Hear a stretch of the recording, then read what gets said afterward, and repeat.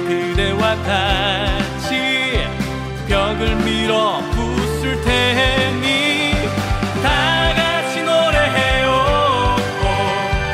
다 같이 살아가요. 사랑 냄새 풀풀 나는 그런 세상 만들어요. 다 같이 노래해요. 다 같이 살아가요. 혁신학교의 한계와 발전 방향에 대해서 발제드리도록 하겠습니다. 다들 아시겠지만 혁신학교의 시초는 2000년대 초에 그 남한산 초등학교나 조연초등학교, 덕양중학교 등 작은 학교에서 자생적으로 시작되었는데요. 이것이 이제 2009년 그 진보 성향의 김상곤 경기도 교육감이 취임하면서 최초로 13개 학교에 대해서 혁신학교로 지정하면서 이제 본격화되었고요.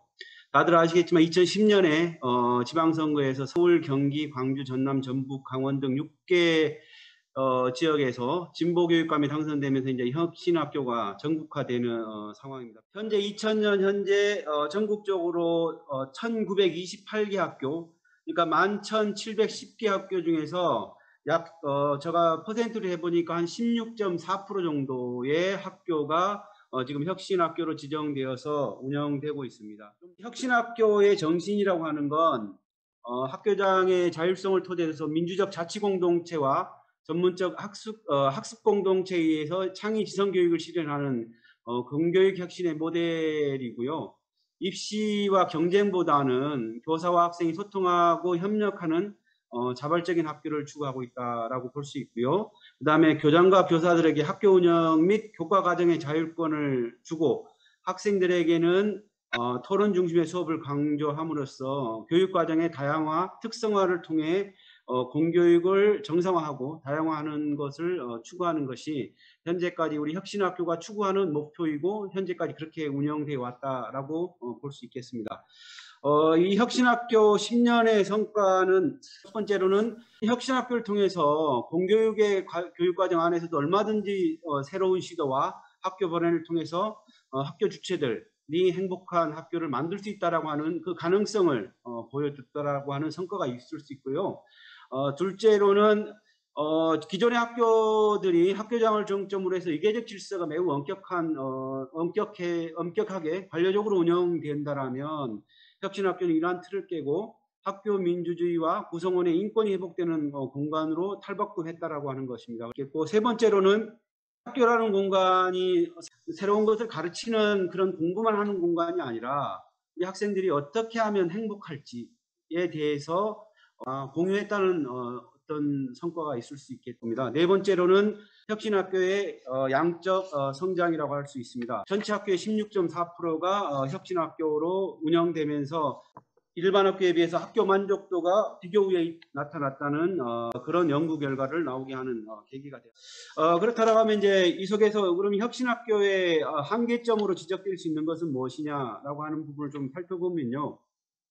첫 번째는 그 학교장이나 교사 개인의 열정에 너무 의존한다라고 하는 겁니다. 혁신학교에 열정을 보였던 교장이나 교사가 다른 학교로 가버리면 그 학교는 다시 예전에 일반 학교로 돌아가는 경우를 많이 봤습니다. 두 번째로는 혁신학교에 대한 지나친 규격화 시도를 통해서 자율적 성장을 가로막고 있다고 하는 겁니다.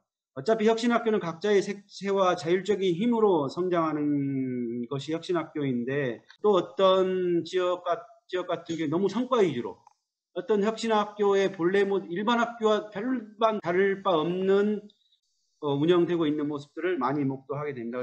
세 번째로는 혁신학교를 운영했던 경험 있는 교사가 다른 학교에서도 할 수 있는 어떤 선순환 구조를 만들지 못했다라고 하는 겁니다.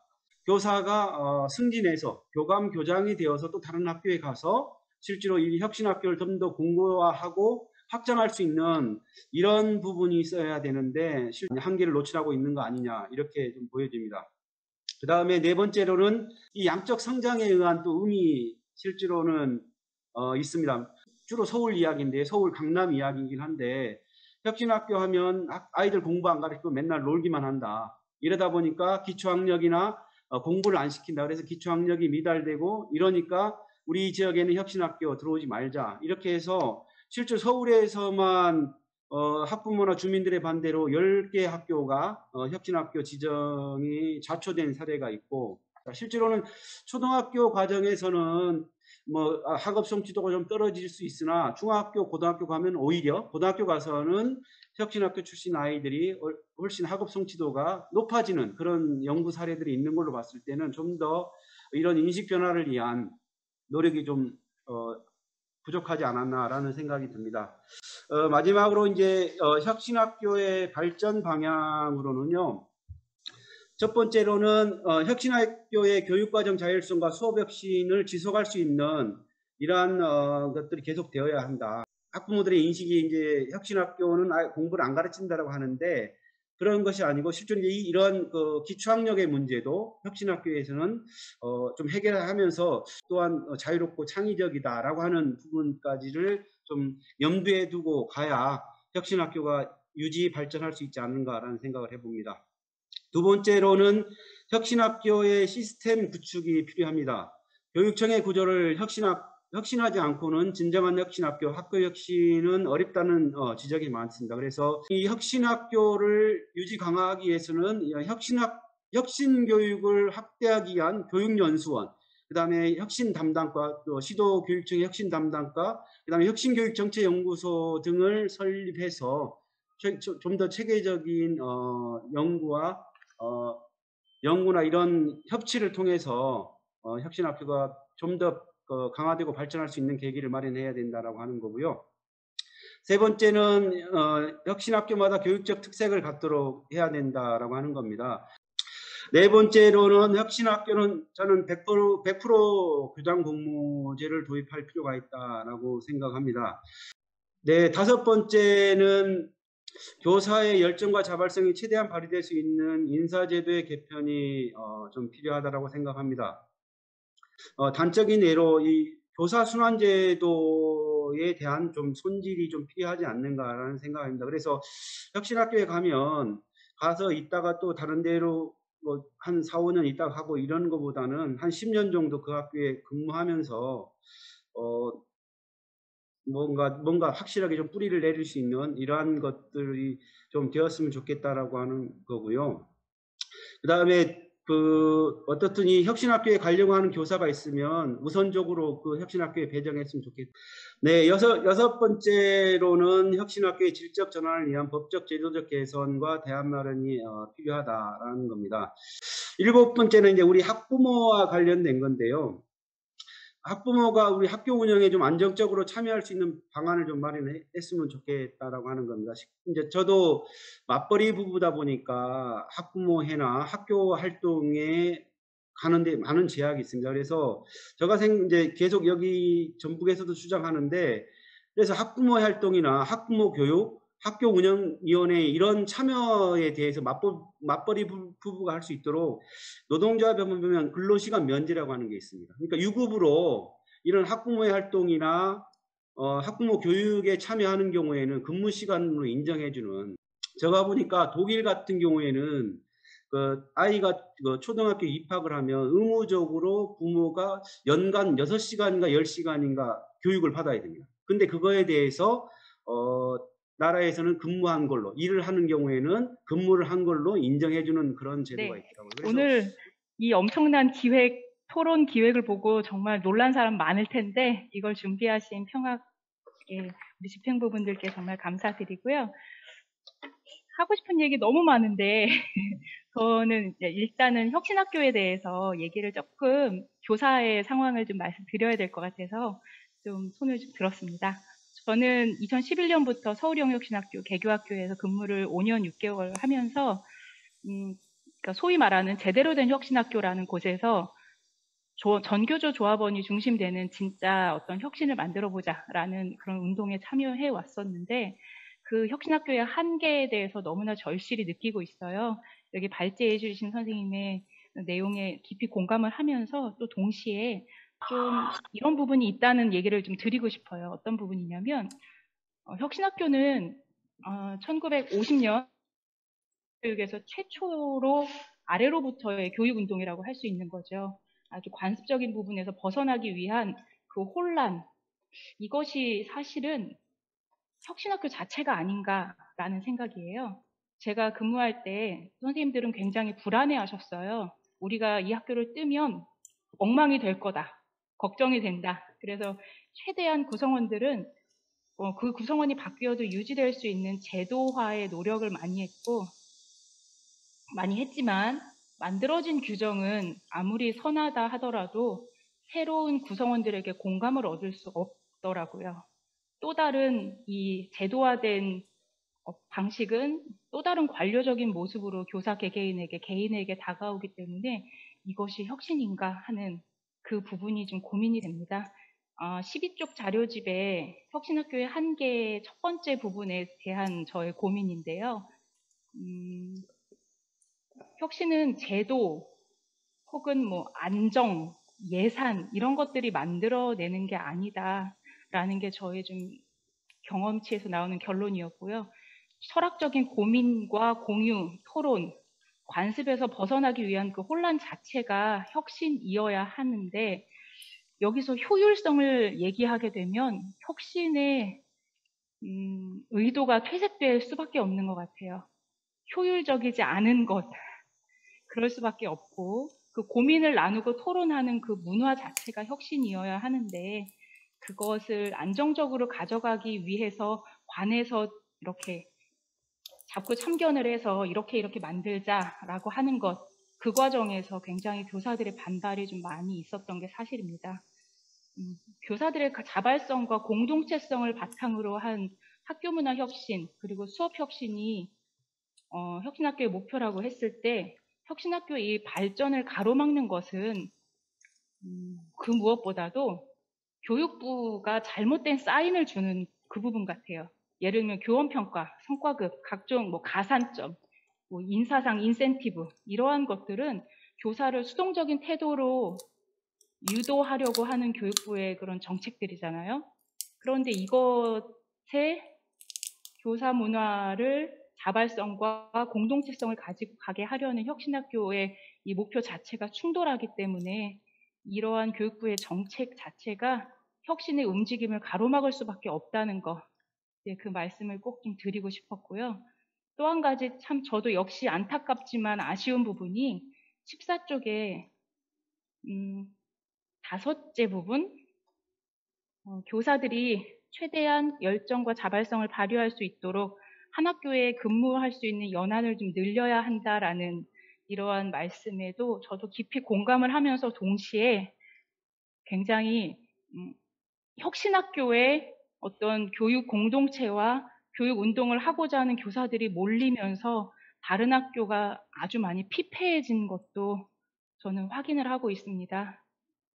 예. 그래서 다른 혁신학교가 아닌 학교들이 극도로 보수화되고 있는 지금의 현상이 자칫 혁신학교로 이러한 가치를 이제 가지고 공유하고 있는 교사들이 몰림으로써 이러한 지금의 좀 다소 이제 보수적인 학교의 모습이 더욱더 확산되지 않았나 하는 안타까움이 동시에 좀 들기 때문에 이렇게 한 학교에 10년 이상 이렇게 남을 수 있는 인사 지원은 좀 고민을 해봐야 하지 않나 하는, 개인적으로는 너무나 혁신학교에 근무하는 그 기간이 소중했으나 동시에 그 다른 학교들의 보수화를 부추겼다는 그런 좀 죄책감을 저는 좀 가지고 있어요. 부채의식을 가지고 있어요. 네, 이러한 좀 교사로서의 고민도 함께 좀 말씀드리고 싶어서 손을 들었습니다. 이상입니다. 염정수 처장님이 발표해 주신 내용과는 약간 좀 이제 다른 느낌으로 말씀을 해 주셨어요. 혼란이라고 표현하는 거지만 사실은 민주적 과정인 거죠. 이 과정이 핵심이라 효율이나 제도와는 좀 오히려 거리가 있는 거 아니냐 이런 말씀이셨고요. 그리고 이제 교사의 쏠림 부분으로 염정수의 발표에는 일제가 교사들이 사실 지역과 결합하거나 단결하는 걸 막기 위한 방향으로 이렇게 순환제 이런 걸 말씀하셨는데, 또 최근에는 또 한편으로는 이 공교육의 틀, 모든 학교를 공평하게 만든다라는 의미의 어떤 순환제 의미가 꽤 큰 거라서 그 두 부분은 어떻게 좀 잘 조율해 나갈 수 있을까요? 고민이 있는 것 같습니다. 전북에도 이제 혁신학교가 100개가 넘게 있는데, 어떻든 언제까지 교사의 열정으로 혁신학교를 이끌어 갈 거냐라고 하는 그런 고민들이 실제로 혁신학교에 오랫동안 활동하셨던 교사분들 이야기예요. 그래서 이거 관련해서 실제로는 시도교육청이 어떻게 이 사람들이 열정이 식지 않도록 지원할 거냐, 저는 이것도 필요하다고 생각이 들거든요. 우리 이나리 선생님이 말씀하신 부분도 저도 100% 공감은 합니다만, 어떻든 우리 시도교육청이 혁신학교가 더 확대되고 안착화될 수 있는 지원은 해줘야 되는 거다라는 거고요. 그런 측면에서 고민을 좀 저는 고민이 들고요. 그 다음에 혁신학교로 이제 교사들이 몰리다 보니까 다른 학교가 피폐화된다라고 하는 그런 측면도 전 이제 동의하는데, 요즘 이제 이건 보편화해서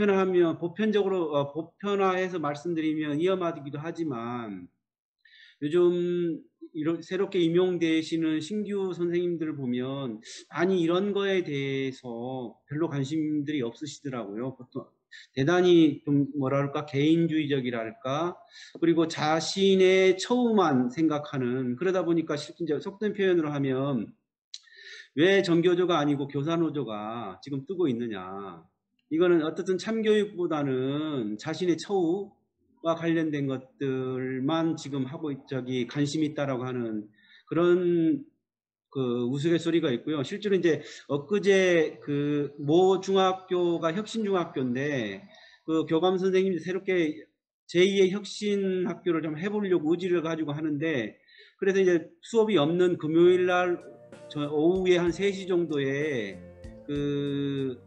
교사 회의를 한번 하려고 한답니다. 학교 운영과 관련해서 좀 허심탄회하게 의견을 나누고 싶어서. 근데 그렇게 되면 회의를 잡으면 2시 되면 다 조퇴하고 가버린답니다. 그래서 회의 자체가 안 이루어져서 이거 어떻게 이것들 고민해야 되는지 모르겠다. 그러니까 그 사람들이 이제 주말이고 하니까 우리의 어떻든 영가권을 보장해라, 이런 식으로 하다 보니까 고민이 많다, 이런 또 녹두리도 들었거든요. 그래서 이런 부분 관련해서는 어떻든 이 교사들 혁신교육을 할 수 있는, 혁신학교를 이끌어갈 수 있는 교사의 지속적인 양성이라고 그럴까요? 좀 배출이라고 할까, 이런 것도 좀 필요하지 않나 하는 생각해 봅니다. 저도 같은 고민, 그 지점에 대해서 계속 이제 혁신학교 시절에 토론을 정말 뜨겁게 했었는데, 혁신학교에서 제일 중요한 건 누가 의지를 강하게 가지고 있으면 꼭 실패하더라고요. 인근에 보면 누군가 한두 사람이 의지를 강하게 가지고 있으면 그 사람들은 너무나 초조하고, 다른 사람들은 왜 나한테 가르치려 들어? 이러면서 이제 공감대가 이미 틀어져 버린 상태이기 때문에, 일종의 교장, 교감 이런 관리자들 뿐만 아니라 교사 한두 명이 의지를 가지고 강하게 요구하는 것부터도 참 어려운 부분이다. 그래서 그 작전으로는 이걸 타개하기 위해서는 일단 그 교감 선생님께 조언을 드리자면, 학교 자체에 많은 업무들을 좀 비워내는 걸 첫 번째로 해야 되지 않나. 일단 혁신학교는 뭘 더 하자가 아니라 안 하자로 시작을 해야 되거든요. 교육이 아닌 것을 없애자. 교육이 아닌 것, 이것이 교육인지 교육이 아닌지를 판단하고, 교육이 아닌 건 제거하는 것에서부터 시작하는 것이 혁신학교 운동이기 때문에, 불필요한 교육청의 공문이라던가 이런 거 다 평가해서 불필요한 것들은 쳐낼 수 있는 그러한 재량권과 그러한 좀 용기, 열의, 거기서부터 시작을 해야 되는데, 자칫 우리가 오해하기 쉬운 것이 뭔가 더 플러스로 많이 하려고 들다가 혁신학교가 성과주의로 빠져들어 버리는 경우들 많이 봅니다. 되게 좀 조심해야 될 부분이고, 아래로부터의 교육운동에 관이 개입하면서 이게 좀 잘 엮어나가기 되게 애매한 지점이 분명히 있어요. 그런데 그동안 한 70년 이상의 어떤 관습적인 부분을 일시에 타개하기는 어려울 거라고 보고요. 저는 좀 긴 안목으로 어렵고 답답하고 속상하지만 길게 보고 내려놓고 비워내면서 교사들을 어떻게 보면 편안하고 한가하게 내려놓으면 그럼 뭐 하지? 에서부터 출발하는 이러한 좀 양식이 좀 필요하지 않나, 더디지만 지혜가 필요하지 않나 싶습니다. 네. 그리고 지금 주신 말씀에도 적극 공감이 됩니다.